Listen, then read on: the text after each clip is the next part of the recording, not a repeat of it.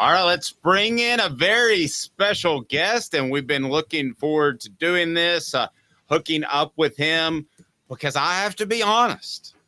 I said that when he committed to Tennessee, I wasn't really sure. I was caught off guard of what type of player he was, and he called me out on Twitter, which I love, absolutely love. So this is a big day for him, and it's about him. We're talking about Jamal Wallace, who has signed with Tennessee, a junior college defensive lineman that very well could play right away. And Jamal joins us right now. Look at him with his Tennessee gear all decked out. Jamal, how are you, sir? I appreciate you guys having me on, though. Well, first of all, congratulations, man. This is a monstrous day for you.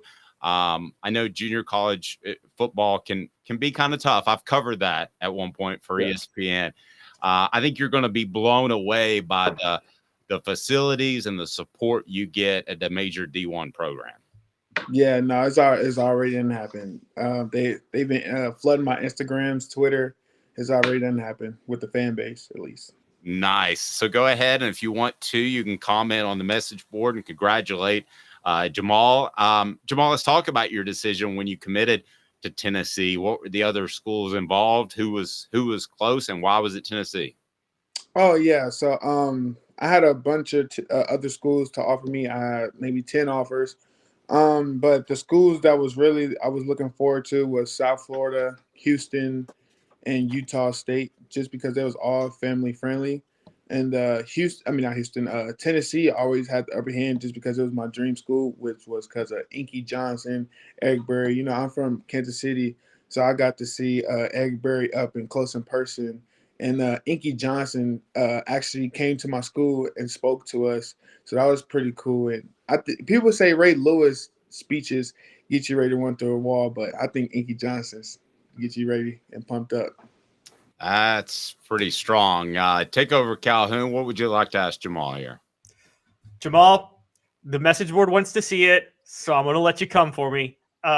Because for those who don't know, this all started because a couple of days ago when you committed, I had been called off guard. I've been covering recruiting, but I've been called off guard when you committed. So I did do some crash course research and saw you were listed at 6'2", on the Sierra College website, and then 247 lists you at 6'2", 302. And I'm so terrible with measurements when I use my eyes. It's my biggest weakness. And so you rightly called me out. I'll give you credit on that. And so my question is, what are your measurables, and what type of player are you on the defensive line? Are you going to play more in the middle or on the edge? Yeah, okay, so just start off the middle and the edge. Coach Gardner, since I've only played D-line for 2 years, I've never played it before. This is my first 2 years ever playing D-lineman just because I was a skill guy coming out of high school. I was only 190 pounds coming out of high school. I ended up gaining over 112 pounds in 1 year during COVID. But Coach Gardner going to have me edge rushing first and second down, third down, and fourth down. I'll be inside, but probably like my senior year, I'll be playing more inside than edge rusher. But what was the other question? I totally forgot. Sorry. Oh, what are your measurables now? Oh yeah. So my measurables is 6'3", 300 pounds. Yeah. All right, 6'3", 3. So you gained how much weight and how long? I gained 112 pounds in 1 year. How did you possibly do that? I would probably say genetics and eating, really. Well, genetics will certainly help. So talk about where did you come in at one point to what position did you start playing football, and then talk about how you slowly moved towards the line of scrimmage. Okay, yeah. So I started off in high school playing receiver, corner, and safety. Those were my main three positions that I played all throughout high school, my senior year. And after I graduated 2019, that's when I started to gain a lot more weight. And I ended up being 300 pounds 2021. And I gray shirted my first year at Sierra. My second year, I got to 275. That's really my playing weight. It's not really 300 pounds. It's 275. The only reason why I'm still at 300 pounds right now is because I've been on so many official visits. I really haven't had time to get home. Like, this is really my first time being home because I've been having official visits back to back to back to back. You know, they try to feed you as much as possible while you're at official visits. But my real playing weight is 275. All right, so So 275. So Caleb set straight. Yeah. So Jamal, you talked about how you were 190 and you were much more of a skill player when you first went to college. Just a quick history thing. I don't know if you ever saw this. You're a young guy, but you know, in the NBA, Scottie Pippen was 6'1" when he first went to college and was a guard, and then he had that growth spurt to 6'7", which was what made him such a Hall of Fame player in the NBA. On a football level, can you talk about how the benefits of coming in as a skill player and then having that growth spurt to play on the line, but still maintaining the fundamentals that you learn and the techniques from playing the skill positions? Yeah, I was actually DMing a lot of young guys that got in contact with me just because I committed to Tennessee, and they was asking like, how am I able to play D-line coming from skill? I believe because I worked with everybody.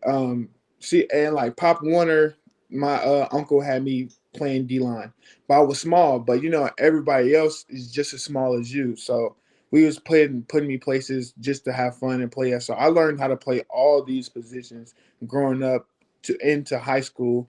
So, but I would say for me, I don't train with the D line. I train with the linebackers. So that's why I'm able to move better than most D linemen, because I'm training with the linebackers. Even while I'm at JuCo, I was training with the linebackers. I always train with the linebackers, just so I can still keep that twitchy, keep that motor, you know, and just move a little better than most D linemen. So what are your expectations? I want to get back to Inky and Eric Berry, okay? But what are your expectations of year one? Because junior college players are expected to come and contribute pretty quickly. What are your expectations personally? Yeah, I really want to come in there and wreck a game and change a game, because I believe that I am a game changer, and it may not show on my stats this year, but a lot of the coaches can tell you they game plan around me so I don't wreck a game. And I feel like since I have a couple more better guys on the edge rushing and interior, I'll be able to have a lot more one-on-ones to be able to dominate my opponent. All right, so let me get back to you mentioned Inky Johnson, who I covered because I'm old. But he is an incredible speaker. What kind of an impact did he have on your recruitment? Yeah, so I just could like, how do I say this? Could like, me and him, we came from the same background. We had some of the same similarities when coming up. Yeah, he had a rough childhood. I had a rough childhood. So we could just like compare to each other, you know. So it was like really good for me to for him to have that situation and for me to look up to him. Let me ask you the same question about, you mentioned Eric Berry, who that is my all-time favorite ball that I covered, and I go back to 98, Jamal. I'm really old. But that is that is my all-time favorite ball I covered. So you're from the you saw him play at Kansas City. What are your impressions of Eric Berry? He's a strong dude coming back from that cancer. You know, a lot of people counted him out. I counted him out. I didn't think somebody can come back from cancer and still be able to play and be a dominant player at that. So that's pretty amazing and inspiring, just to know that you can get through anything and still play what you feel like you can play. So, Jamal, let's talk a little bit about also your recruitment. And I know that you're talking about playing for Rodney Garner. What is, you know, Rodney Garner is one of those longtime veteran SEC defensive line coaches and one of the most respected. How did he connect? How did you connect with him when on the recruiting trail? Yeah, so he's like a little OG. He don't really know much about the social media world. He don't really know much. And then when he came out to just watch me play football, he actually stayed in the stands, so he don't have to talk to nobody else. He came to see one person, and that was me. So that was pretty dope. You know, a lot of coaches, like when they come see somebody, they want to talk to other players. They want to meet all the coaches and on the other side. But now Coach Gardner, he stayed with my parents and stayed watching me. So that was pretty dope. Last thing I got for you, then Caleb, if you want to jump in, feel free. Rodney Garner is, I think, one of the most respected and best defensive line coaches in the nation. How big of a factor was that in your decision? Because I know you're thinking about the NFL, and you should be. Yeah. So that was a big part of my decision because so many people were telling me so much about him. It's like I've only played D-line for 2 years, and one of the best D-line coaches feel like I can be a dominant player in the SEC or into the next level. I would love to play for that guy. So Jamal, you are going to from a talent perspective at Tennessee, edge rusher is one of the most loaded rooms that they have. Mm-hmm. And so you're gonna have a lot of competition next year. How much are you embracing that? No. I'm not worried about any competition. I've been competing my whole life. I'm willing to put in the work. So I don't think any competition. I'm not running away from it. I know they got that guy.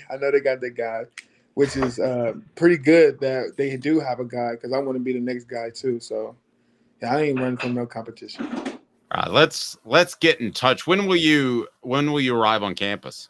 Yeah, so I get down there in May. All right. Well, let's grab lunch and maybe we can work some things out. I don't know if you're aware, but we did the Vol Report with Jacob Warren and the Vol Report with Cooper Mays. So it's a great chance to talk about what you guys do and how you get ready for each and every game. So maybe we work something out, man. Congratulations. I did love the fact that you called us out on Twitter. You put the split screen with some other guys. I don't know who they were, but and it was absolutely hilarious. So fantastic, great stuff. I can't congratulate you enough because I know this is a big step in your dream, which is probably to play in the NFL. So kudos, my man. Hey, appreciate it. No, I didn't come at nobody. I just wanted to let you know my opinion. Very playful. It was good, and I'll be honest with you, there was so much information out there that was contradicting itself in your size. I didn't know what to think, but now I'm pumped, man. Jamal, appreciate it, buddy. I appreciate it. All right, bye. Pretty good stuff. Jamal Wallace right there. And I'll tell you something that's little that you may not think is a big deal, but here's a guy who said that he would be willing to come on with us, and then bam, he's right there at 10:58, I believe. So we were able to get him on. That means a little something to me. I always thought that sticking to what you said you were going to do, which doesn't always happen in recruiting. He just seems like a mature young man to me, Caleb. I think Tennessee fans should be very excited about his future.